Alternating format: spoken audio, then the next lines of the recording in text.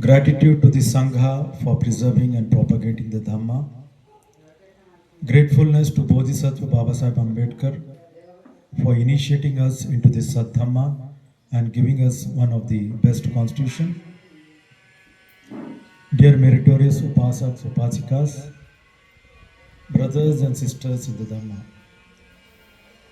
welcome to this Truth Seekers Camp. Truth seeking is what should be the attitude of a human being. Only human beings can seek truth, not the animals, right? And much more important is for the so-called Buddhists. When we say Buddhists, this Buddhist is made from two terms, right? One is Buddhi and the other one is Ist. So Buddhi means intellect. And Isht means, have you heard this word Isht? Nowadays it is not used most of the times. But this is, Isht means liking. In Hindi we say, no, this is our Ishta Devata. Namage Ishta Devata. That means the God of your liking. Ishta food, that means the food of your liking. So Ishta means liking, that which you like. So Buddhi plus Isht is equal to Buddhist. So Buddhi means intellect, Isht means like. So that means one who likes to use his Buddhi is a Buddhist. Just because you keep the photo of the Buddha or Baba Sahib, that doesn't mean Buddhist. That is just a formality. The real Buddhist is he who uses his intellect. He likes to use his intellect. Such a person we call the Buddhist. So that means one who has an attitude of logical thinking or scientific temper, all this comes under this category. Wherever you use your intellect, your buddhi, and that is because of your liking. You like using your buddhi, not because someone tells you, forces you. Your attitude, your liking is such that for everything you use your intellect, then such a person is by nature a Buddhist. So Buddhist means not only who call themselves Buddhist, anyone who has the attitude of using his intellect, logical mind, scientific temper, he or she can be considered as Buddhist. Not only that, the Buddhist full form, also if you take it, it will be more meaningful. So Buddhist, full form of, this chalk is not that dark.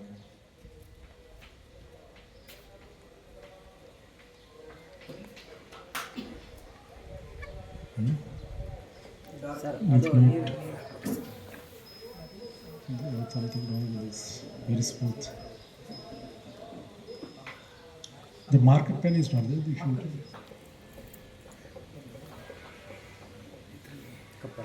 Anyway, so Buddhist, the spelling is Buddhists, Buddhists. So if we try to give it a meaningful full form, then how it should be? Here we can write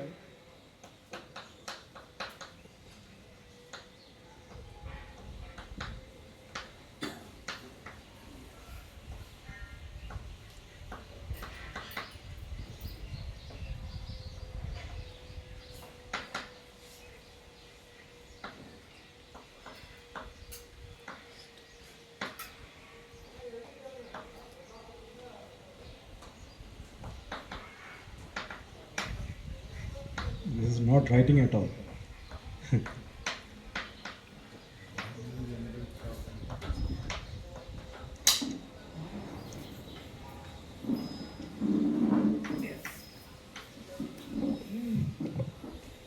right? So Buddhist full form can be translated as B is brilliant, E, U is utmost, D, devoted, D, dedicated, H, honest, I, intelligent, S, sincere, T, truth, and S, seekers. So full form of Buddhist is brilliant, utmost, devoted, dedicated, honest, intelligent, sincere, truth seekers. If he is not a truth seeker, ultimately, then there's no point in calling him a Buddhist. So Buddhist is not just a label, it is an attitude that is more important. What kind of attitude you have? Are you sincere? Are you honest? Are you intelligent? Are you devoted, dedicated? Are you brilliant? Are you intelligent? And ultimately, are you a truth seeker? If these qualities are there, then you are 100% Buddhist. So, next time when you call yourself Buddhist, you have to judge by these standards. Do I have all these qualities in me so that I can confidently say, yes, I am Buddhist? So ultimately, here Buddhist means truth seeking. And truth seeking is in itself a kind of education. How to seek truth is in itself an education. And for that matter, if you take anything, you have to educate in any field, isn't it? Without education, there cannot be progress. So you educate them and then you put it into practice or practical. So education is a kind of theory. You theoretically make aware of it. And what is the theory? The purpose of theory is to put it into practice. So education is theoretical awareness, creating theoretical awareness in one sense we can say. And this education is something which has been stressed by all the great personalities. Everyone stressed on education. Like if you take the latest of Babasaheb Ambedkar, he said educate, organize, agitate. Right? So he stressed on education. And if you go a little further, then if you see Mahatma Phule, he also stressed on education. In Hindi it says, Shiksha bina mati, mati bina niti geli, niti bina vidya. So like that, he, in the sequence he explains how without education one lost his mind, that means intelligence. When he lost intelligence, he lost character, and then he lost his economics, and finally he was destroyed. So that means there also he is stressing on education. All this deterioration came, Mahatma Phule says, because of lack of education. And therefore he opened schools. Savitribai Phule, he trained her as a teacher. She also taught the downtrodden people. So they worked all their life for education. Baba Sahib also educated himself and then worked for the education of others. Similarly, Mahatma Phule and Savitribai Phule. And if you go a little further, if you see Samrat Ashok, he also educated his people. And in those days, what we call Silale, that means they are like notice board in today's words. If you want to inform someone, you write it on the notice board, isn't it? But Samrat Ashok used this notice board written on stone to educate his subjects, to educate his people. Not only that, he ordered his own son and daughter as a monk and nun, trained them and sent them to Sri Lanka. And many other monks in the east, west, north, south. Today, Buddhism has spread throughout the world. The real credit goes to Samrat Ashoka, because he sent trained monks and nuns in all the directions. So that way, Ashoka also stressed on education. We see here that he built 84,000 viharas. What are these viharas? Viharas are not just center for puja and all. That is only a minor part. Vihara in those days were the learning centers, education centers. That is why today in history we read, oh, that Nalanda Vihara or the Buddhist University, Odantapuri, all these names we hear. Today we are calling it their university. In those times that university concept was not there.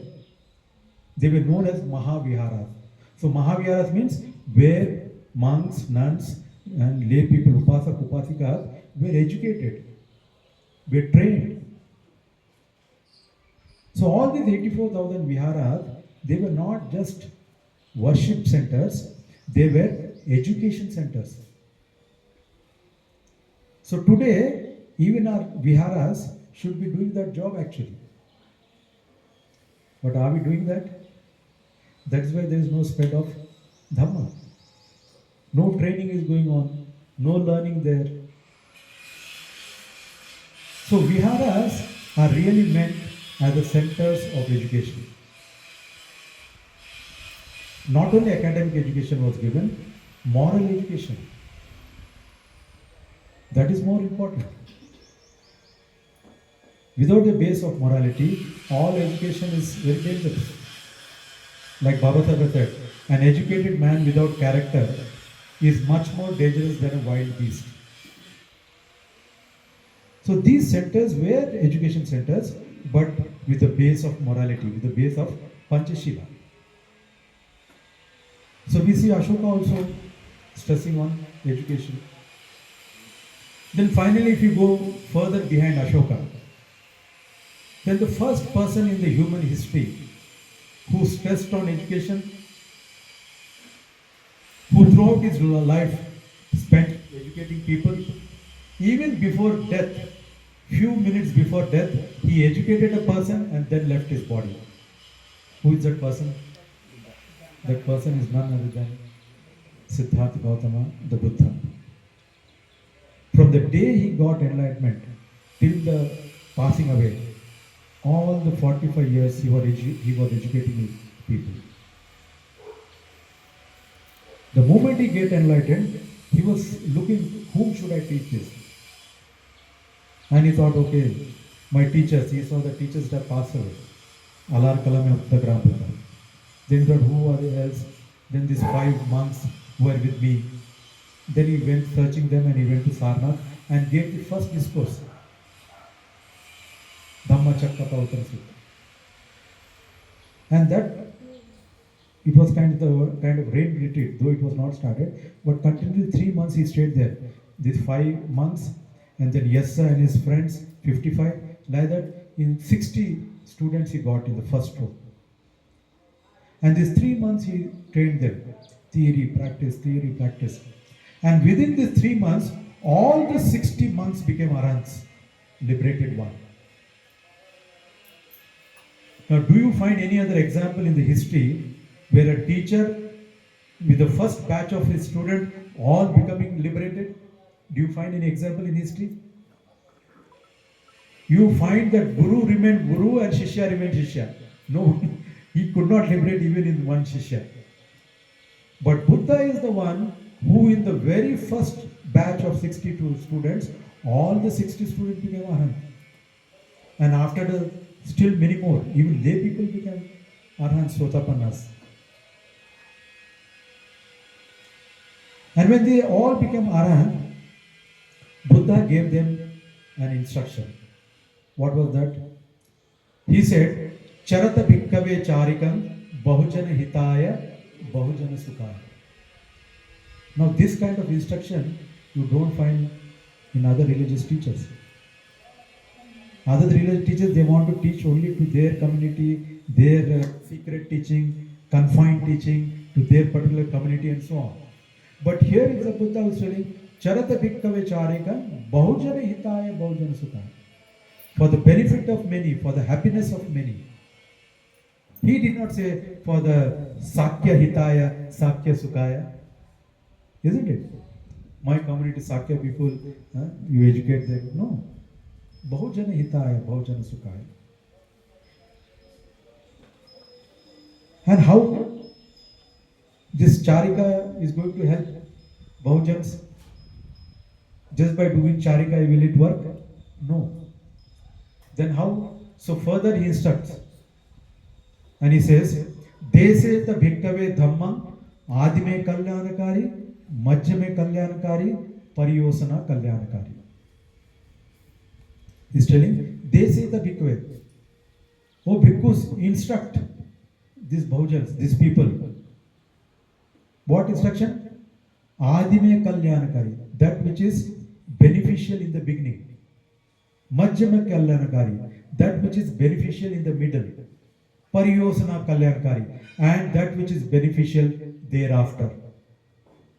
Such instructions you give them, such desana you give them, such discourse you give them.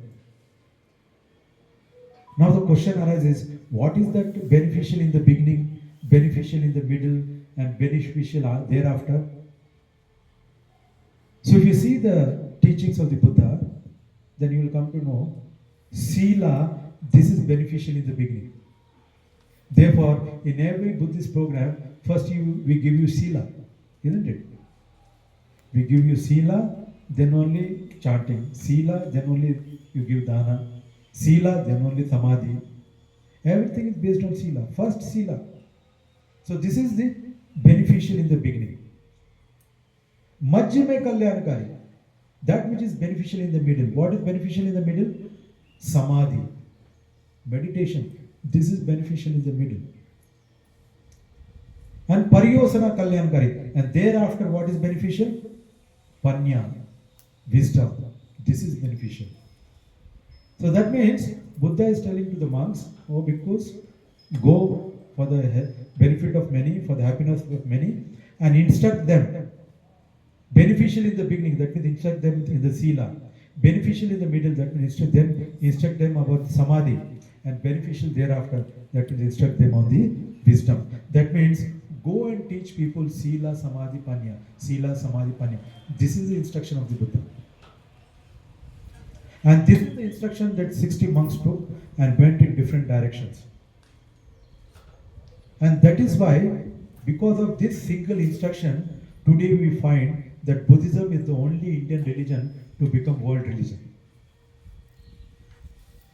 That vision and that mission is carried out even today by the monks, to a smaller or a greater extent. It is because of this instruction that Buddhism has today become a world religion. Buddhism is the only Indian religion to become world religion. That also you just keep in mind. Now you have other Indian religion. Now Jainism was contemporary to Buddhism. But is it a world religion? How many countries are Jain countries? No. Then after that, Sikhism is an Indian religion. How many countries are Sikh countries? Hinduism. How many countries are Hindu countries? They say Nepal is a Hindu country, but that is also not there. They say India is a Hindu country, but that is also not. It's a secular country. But if you say Buddhist, how many countries? Just in neighbor, China, Tibet, Sri Lanka, Myanmar, Thailand, Laos, Cambodia, Taiwan.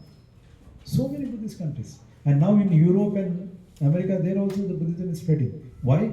Because this spirit, Bahujana Hitaya, Bahujana Sukhaya, it should not be confined to one community, one caste, one color, one nation. No. This is for the happiness of many, for the benefit of many.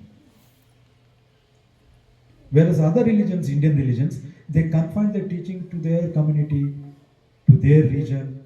This was the attitude. Because of that, they never became a world religion. Now they are working hard in that direction, of course. Now little bit changes are coming, but otherwise it was not the attitude, or that is not the instruction given by the teachers. So we see that right from the Buddha, Samrat Ashok, Mahatma Phule, Savitribai Phule, up to Baba Sahib Ambedkar, All these Bahujan great personalities, they all stressed on education. Educate, educate. Not only they stressed on education, they build education institutions, right? They built education institutions, they educated their community, their children, the people, whoever there. And that is how India was considered as a golden bird. So this is the spirit of what we call Buddhism. You should work for the benefit of many, for the happiness of many. And that happens through education. You have to educate people. If you don't educate, like for example, if you don't educate your own children, how they are going to know about science or about mathematics? Similarly, you have to educate them about your religion, about your great personalities, what Baba Sahib has done, what Mahatma Phule has done, what Samrat Ashoka has done. You are not educating them, they become uneducated in that particular field. And when a person when is uneducated, it is very easy to fool them, to misguide them. So therefore, education is a must. So therefore, Baba Sahib, who also stressed on education, who made all the provision in the constitution for free education for the children, school-going children, especially for the women also, he gave the equal opportunity for education and for jobs. But the very person who stressed on education, this very person also said that educated people have deceived me. Isn't it? No, this is very contradictory statement. On one hand, he is saying educate people, and the other hand, he says educated people have deceived me. Now, what should we understand? Like if you club both the statements, educated people have deceived me. If you club this statement, what is that essence you get? If you educate, you will make them deceivers. So we should not educate. Does it mean that? No, definitely not. So that only means there is something wrong with the education that we are giving or we are stressing on. So what is that education that we have to give and what is the education that we are getting? So therefore, if you analyze the education, there are two types of education that we find.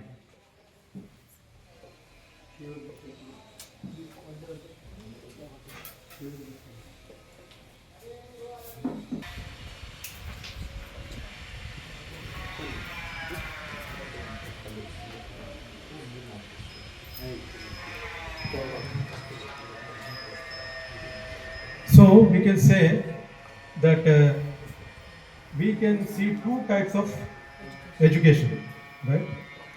One is what we call conventional education. The other one we can say as an actual education.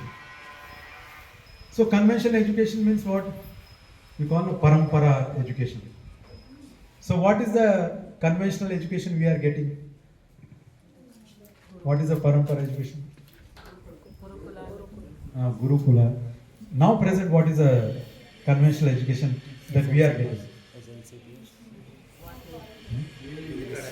We are getting the school education, passing 10th, 12th, degree. Our grandfather passed, then he told his children to go to school and get degrees. Then now we are telling our children to go and take degrees. So conventional education means what? Passing 10th examination, 12th examination, degree, PhD, right? So this is the conventional education. Getting degrees, certificates. And what is the purpose of getting these degrees and certificate? Why do you need this? To get job. And why do you need job? To earn livelihood. So that means the whole purpose of education is what? To earn livelihood. Right? This is the justification we give. Why we want degrees? To earn our livelihood, bread and butter. Okay, let us accept that also. That livelihood, one has to earn, one has to live, one has to earn livelihood. Fine. After getting job, after getting your livelihood, what next? What do they do next? Huh? What do they do? If they have a cycle, then they want a motorcycle. If they have motorcycle, they want a car. If they have a car, then Mercedes car, the best car. Then one plot, then one house, then one flat, then one more plot, one more property. Gathering and gathering and till the death, he goes on gathering property, money, houses, whatnot. And finally, he dies. Is this the purpose of life? Is this the purpose of being educated? There are some people who very proudly say that I have earned so much property that my 7 generations can sit and eat comfortably. No need to do anything. Huh? So what does it mean? There are 2 meanings in this. Huh? If you see outwardly, okay, this person has earned a lot of property for 7 generations to enjoy. This is outward statement. But if you go a little deeper, there is one message. What is that? That means this person has taken for granted that the coming 7 generations are to be good for nothing generations. Therefore, I only have to earn and keep everything. Isn't it?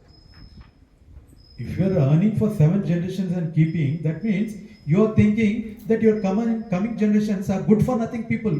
They will not be able to earn anything. Therefore, let me earn and keep it for them. And that is what is actually happening. Parents who earn more than required, their children become dullards. Just enjoying, not taking proper education, no proper manners, nothing. Just enjoy, buy car, buy motorcycle. Before 18 age, they are having car and motorcycle, beat with accident, go and enjoy. And then after 1 or 2 generations, they come onto the roads. We have seen many such generations.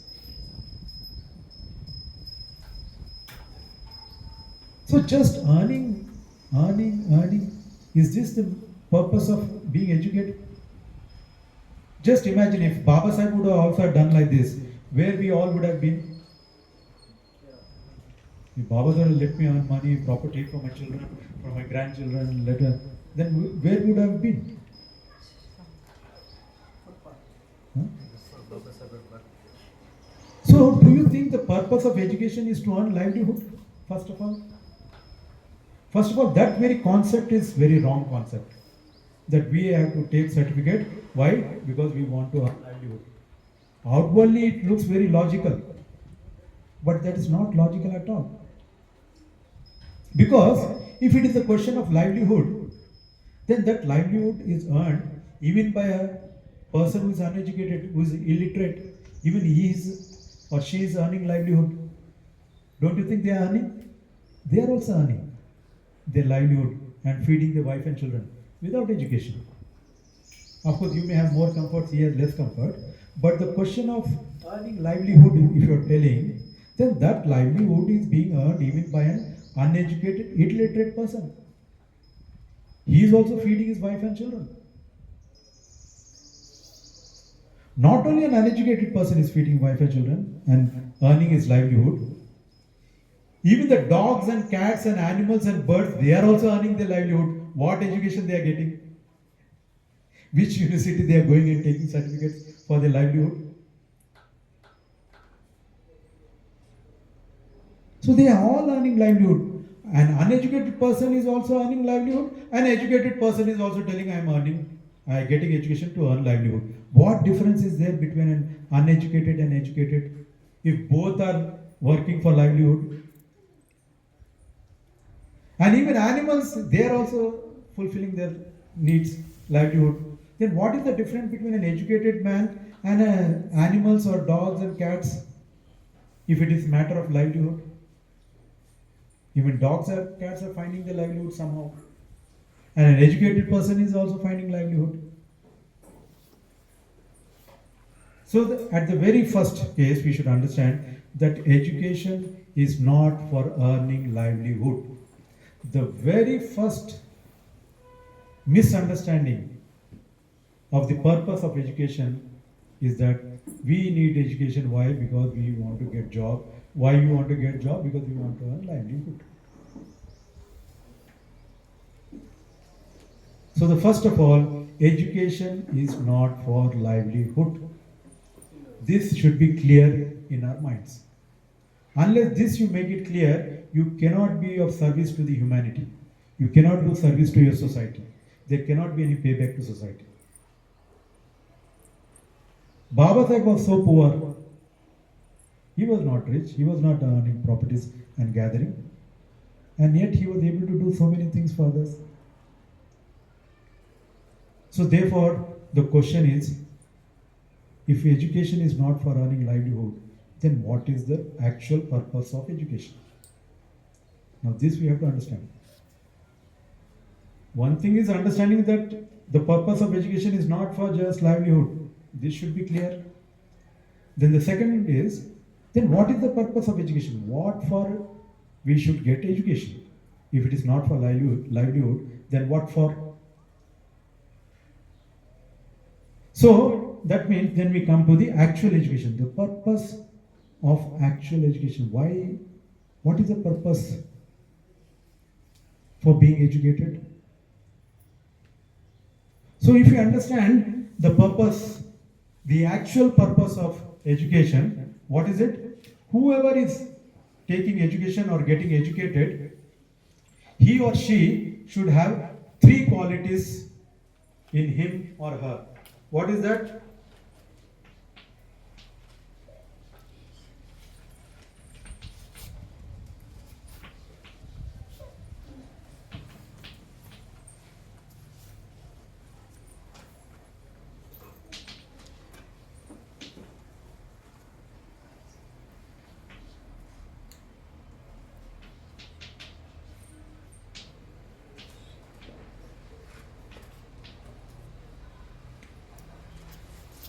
Whoever is educated, or the purpose of education is to gain particular qualification, right?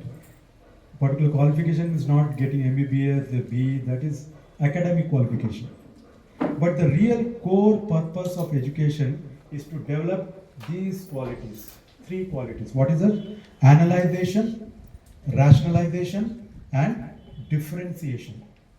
These three qualities should be there in an educated person. Then only an educated person is an educated person. Not just because he is having degree and earning livelihood that he is educated, or he is having good comfortable job, much power, much status, therefore he is educated. That concept is wrong. Who can be really considered as educated person? An educated person should have these qualities: analyzation, rationalization, and differentiation. So analyzation, what is that you have to analyze? So any educated person should have the ability to analyze the situation that he is living in. What is happening in society, what is happening in family, why it is happening, how it is happening. He should be able to analyze that. Is the so-called educated man of today able to analyze his problems, his situation? Is he able to analyze? No. There is no analyzation ability at all. Any problems come in his life, what does he do? Does he analyze the problem? No. Straight away, he runs to some Baba, some God, and goes and prays, "Oh God, please remove from this problem. Oh Baba, please give some solution. I am in problem." Then what is the purpose of your education if you cannot solve your own problem? Huh? You are educated to go and beg to the Baba, that the gods, to solve your problem. Then what is the purpose of your education? Did Baba Sahib beg gods and Babas to solve the problems? Whatever facilities that you are getting, did you think Baba Sahib begged to gods and Babas and got you these rights? Then what this educated person is doing today? He doesn't know to solve, or forget about solve, he doesn't know to analyze the problem. First of all, one should know how to analyze the problem. Analyze the situation that is going on within the community or within the nation. So from this point of view, if you see, the so-called educated person is not an educated person at all. Because he has no ability of analyzing things. You take anything, subject, and tell him to analyze. Do you think he has the ability to analyze? No analyzation. Then second, rationalization. Do you think these educated people have rational mind? If they had rational mind, would they have been in Kumbh Mela, washing their sins? Huh? Do you call them educated? What is the rationale in taking dip and washing the sins? Is this way sins washed away? Where is the rational thinking? Rational thinking means cause and effect. What is the cause? Because of this effect is there. Rationalization. No rational thinking at all. Anything you tell him, why this is not what to do, this is all upar wala, what to do. He is doing this. My fate is like this. This is his rational understanding. Whatever is happening because of someone there top on the clouds, or because of the fate written, and therefore he is going and showing astrology, numerology and whatnot, and trying. That person who is telling astrology, he is not even 10th pass. Now he is analyzing his problem. See the tragedy. The most educated person is going to the most uneducated person to get his problem solved and to analyze his problem, that how this problem has come and how this problem can be solved. So is it tragedy or a comedy that we are doing here in this country? No rational thinking at all. And all are engineers, doctors, PhD holders, degrees. And see the situation, see their behavior. Do you find an ounce of that rational thinking in them? So no rational thinking at all. Then finally, differentiation. Do you think these educated people have the ability to differentiate? Differentiate between what is good, what is bad, what is right, what is wrong, who are friends, who are enemies? Are they able to differentiate? Do they have this ability in this country, the so-called educated people? What is right, what is wrong? Do they have ability? An educated person is smoking, right? And he has a cigarette pack. And on the cigarette pack, there is a statutory warning. Smoking is injurious to health. He is reading that and smoking. Now, can you call him an educated person? I mean, what education has done? This is only because we thought education is one livelihood. That means we have become dogs and cats looking for food and thinking education is for that.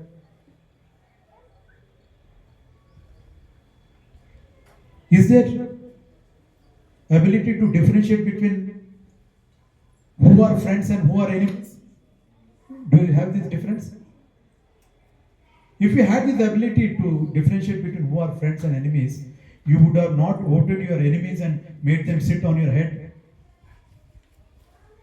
Huh? What kind of persons you are electing and making them sit on your head? Criminals, loafers, molesters, murderers. How can educated people have such kind of people on your the elected representative in the parliament? Just imagine what kind of persons you are having in the administration, in the politics, in the parliament, and then you expect that something good will happen to you. So where is the differentiation ability? Someone gives you 500 note, a bottle of liquor, and you sell the vote. Baba Sahib struggled so much to get you the voting right. And what is that you're doing? You're selling your vote for just 500 rupees, and then for 5 years you are begging, give me this facility, give me that facility, give me this privilege, give me this, give me that. All the 5 years you keep begging. They're a very instrument by which you could have got your rights. You're selling that right and then begging. Now what kind of education you have, what kind of differentiation ability you have. So if we see from these 3 point of view, all the educated people are not educated at all. At the most, they are literate people, you can say. Literate people means what? They can read and write. Literate people means they can read and write. That means what they read, that they write, what they write, that they speak, what they speak, that they listen, what they listen, again they write. No self-analysis, no use of intellect, no rational thinking. What is this written? What does it mean? Is it really true or false? Does it make any sense? No using of brain at all. Just mugging up. Just copy and paste. Listen to someone and write down that, what you have written down that, then tell to others. What others tell, then you also repeat the same thing. This is what is going on. So from these 3 qualifications, if you see, hardly you will find any educated person in India. Because there is no single ability out of these 3. No analyzation, no rationalization, and no differentiation. Then how do you expect that things will settle down and you will have a good future, or your coming generation will have good future?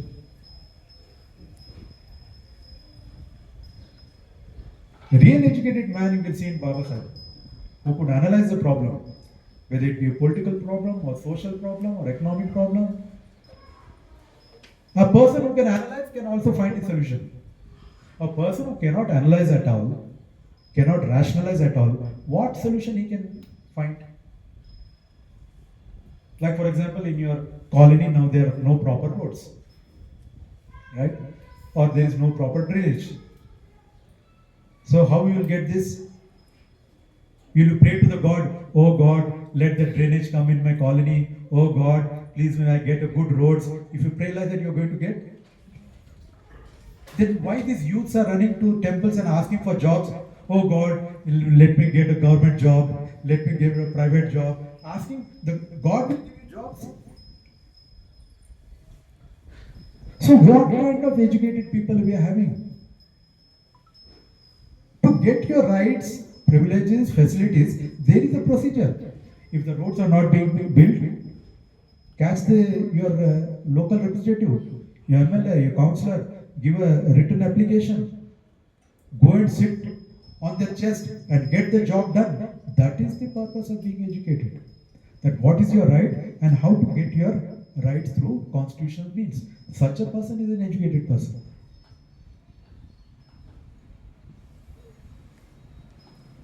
So therefore, from all this point of view, we see that, first of all, the purpose of education is not for livelihood.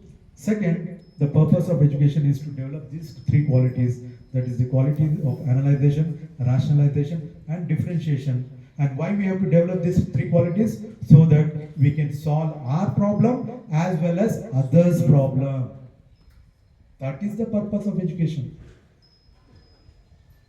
And not just livelihood. So this clarity you yourself should have, and this clarity you should give to your children. Let them study. We are not telling that don't give them conventional education, don't make them engineers, doctors, or let them have that. But tell them that the purpose of education is not to earn livelihood. This is not to just get good payments, good post, good position. No, that is not the purpose of education. The purpose of education is to develop the ability to analyze things, to rationalize things, to differentiate things, so that you can solve your own problem and solve others' problem. This is the purpose of education. And that purpose we see in Baba Sahib's life. He himself became educated and he analyzed the problem, he rationalized the problem, he differentiated it, and he solved it for others also. This is the purpose of education. So therefore, this clarity has to be there. So okay, now we have understood that the purpose of education is that. So you have professionally your own things to analyze and rationalize, but on priority there are certain things that everyone should know to analyze and differentiate, so that you can progress in life, so that most of our problems are solved.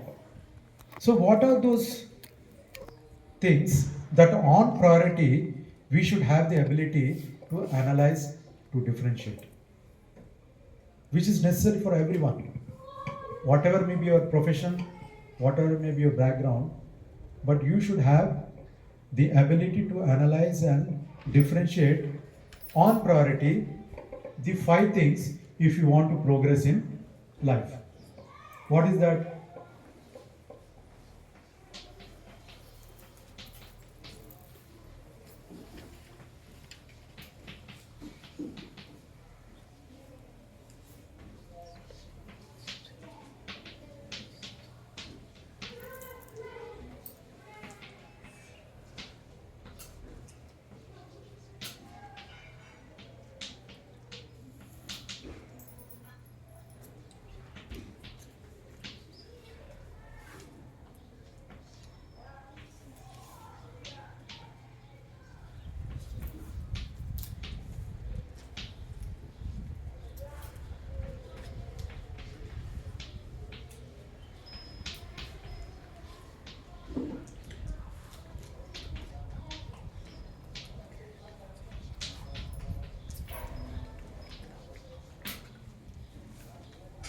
So definitely we have to analyze, differentiate things.